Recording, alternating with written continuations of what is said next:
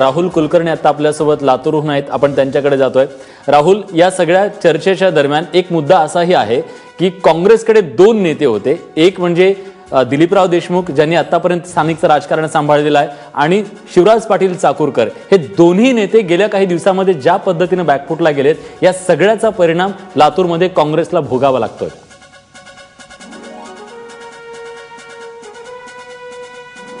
मी करेन ते विश्लेषण। माझ्याबरोबर लातूरचे सिनियर पत्रकार आहेत, पण आता थोडीशी लेटेस्ट आकडेवारी मी तुला सांगतो विलास। आता 31 ठिकाणी भाजप पुढे आहे, 23 ठिकाणी काँग्रेस पुढे आहे आणि 2 ठिकाणी आरपीआयचे उमेदवार पुढे होते, परंतु त्यातली एक जागेवरती त्यांची लीड कमी झालेली आहे आणि एक जागेवरती जे आहे ते पुन्हा आरपीआयचा कॅन्डिडेट जो आहे तो पुढे आहे। तू म्हणतोस तो मुद्दा बरोबर आहे। विशेषतः दिलीपराव देशमुखांचं तर असं होतं की जेव्हा राज्यामध्ये विलासराव देशमुखांचं नेतृत्व असायचं तेव्हा स्थानिक पातळीवरती दिलीपराव देशमुख हे पूर्णपणे कारभार पाहायचे।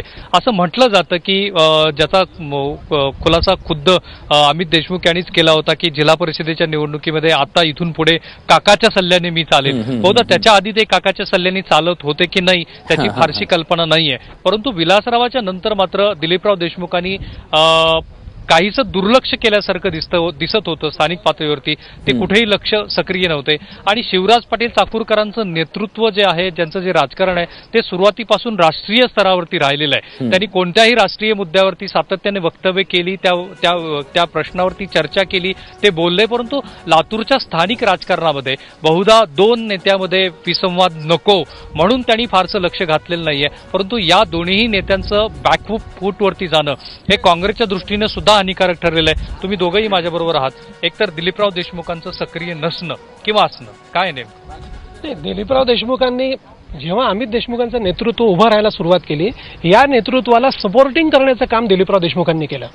मग ते जिल्हा परिषदेची सत्ता असतो किंवा बाजार समितीची सत्ता असो किंवा महानगरपालिकेची सत्ता असो, या सगळ्या सत्तामध्ये अमित देशमुखांचं नेतृत्व इस्टॅब्लिश करायला पाहिजे यासाठी दिलीपरावांनी सपोर्टिंग रोल केला। त्याच्या आधीचा काय त्यांचा मेन रोल होता तो नंतर बदलला? बिलकुल, पूर्वी त्यांचा हा मेन रोल होता। सर्व ठिकाणी विलासराव जर राज्याचं राजकारण करत असतील तर स्थानिक राजकारणावर पूर्णपणे दिलीपराव देशमुखांची पकड होती, पण अमित देशमुखांकडे नेतृत्व हे आल्यानंतर ती पकड जशी दिलीपरावांची पकड होती तशी पकड अमित देशमुखांची या सगळ्या संस्थांवरती राहू शकली नाही आणि त्यामुळे ही विसंगती निर्माण झाली।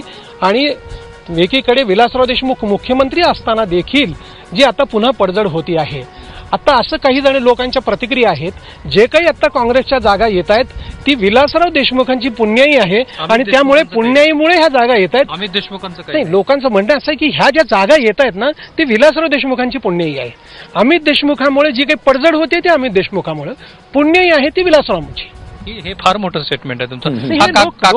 काका पुतण्यात संवाद होता, विसंवाद? नाही, काका पुतण्यामध्ये विसंवाद मला त्याबद्दल फारशी माहिती नाही, परंतु काकांनी बिलकुल सपोर्टिंगच रोल केलेला आहे। जिल्हा परिषदेच्या निवडणुकीमध्ये काका ज्या पद्धतीची त्यांनी मेहनत घेतली, आता सगळं सत्ता बदललेली आहे। त्यांनीच सांगितलेलं असल्यामुळे केंद्रात ज्यांची सत्ता आहे, राज्यात ज्यांची सत्ता आहे त्यांच्याकडेच जिल्हा परिषदेची सत्ता असायला पाहिजे, अशा पद्धतीचा वर्षानुवर्ष त्यांनी प्रचार केला। मतदार म्हणाले की आम्ही जे काँग्रेसच्या मंडळींनी सांगितलं तेच ऐकलंय आणि महानगरपालिकेमध्ये त्यांचंच म्हणणं ऐकतोय आणि त्यामुळे आम्ही भाजपच्या बाजूने मतदान करतोय। चाकूरकरांना मानणारा लातूरमधला एक खूप मोठा वर्ग आहे।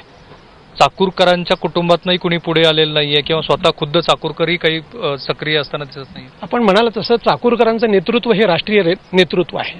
मागच्या नगरपालिकेच्या निवडणुकीमध्ये औशाच्या नगर परिषदेमध्ये त्यांची सभा झाली आणि दुर्दैवाने त्या ठिकाणी 2 जागा काँग्रेसला आल्या। जिल्हा परिषदेच्या निवडणुकीमध्ये प्रतिभा पाटील कव्हेकर यांच्या प्रचाराचा शुभारंभ शिवराज पाटील चाकूरकरांच्या हस्ते झाला आणि नेमकी त्या जागेवरती काँग्रेसचा पराभव झाला। म्हणजे चाकूरकरांना जर निवडणुकीत घेतलं तर त्या जागा पडतात, असा मागचा अनुभव लक्षात घेऊन या निवडणुकीमध्ये महानगरपालिकेच्या शिवराज पाटील चाकूरकर कुठेही नव्हते किंवा त्यांचे कुटुंबीय कुठेही नव्हते। ते नव्हते की त्यांना आणलं गेलं नाही, ते नव्हते हे आहे। त्यांना आता बोलावलं की नाही हे माहिती नाही, पण नव्हते याचा अर्थ त्यांना बोलावलं गेलेलं नसावं हे दिसतंय। दिलीपराव देशमुख आणि चाकूरकरांचं नेतृत्व। दिलीपराव देशमुखांची याच्यापूर्वी लातूरच्या राजकारणावरती पकड होती। मला वाटतं मागच्या काही वर्षामध्ये ते स्वतः आजारी असल्यामुळं इथल्या स्थानिक संस्थांच्या राजकारणामध्ये ते फारसं लक्ष देऊ शकले नाहीत आणि अमित देशमुख हा सगळा कारभार बघत होते, त्याच्यामुळं ही त्यांनी इकडं लक्ष कमी केलं असेल। आत्ता सद्यस्थितीमध्ये असं दिसतंय की दिलीपराव देशमुख आणि लोक यांच्यामध्ये खूप मोठा गॅप आहे. त्याच्यामुळे आता दिलीपरावांनी जरी फिरून सांगितलं असतं तरी त्याचा फारसा परिणाम आणि प्रभाव पडला नसता. याचा अनुभव जिल्हा परिषदेमध्ये घेतलेला आहे आणि मला वाटतं की महापालिकेच्या निवडणुकीमध्ये त्याच्यामुळंच त्यांनी तुलनेनं कमी लक्ष घातलं. त्यांनी सभा घेतल्या, मेळावे घेतले, कॉर्नर मीटिंग्स घेतल्या, लोकांना अपील केलं, परंतु जिल्हा परिषदेमध्ये ज्या ताकदीनं दिलीपरावजी उतरले होते त्या ताकदीनं या महापालिकेच्या निवडणुकीमध्ये उतरलेले दिसले नाहीत. चाकूरकरांनी स्वतः अपील केलं असतं तर लोकांनी मानलं असतं एवढ्याला? चाकूरकरांचा प्रभाव पडला असता, परंतु त्यांनी अपील केलेलं नाही. याचा अर्थ त्यांनी समजून घ्यायचा आहे. तुमचं विश्लेषण काय? चाकूरकरांना पुरेसा मानसन्मान मिळत नाही आणि चाकूरकर स्थानिक राजकारणामध्ये कधीही रस घेताना दिसलेले नाहीत.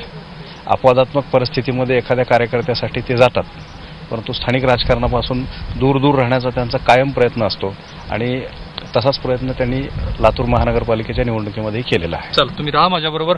तर विलास, हे असं विश्लेषण आहे की काँग्रेसमधले जे दोन प्रबळ नेते आहेत की ज्यांच्यामुळं काँग्रेस वाढली, फुलली, पसरत केली, ते दोन्हीही नेते तुलनेनं यावेळच्या या महानगरपालिकेमध्ये फारसं लक्ष घालताना दिसले नाहीत.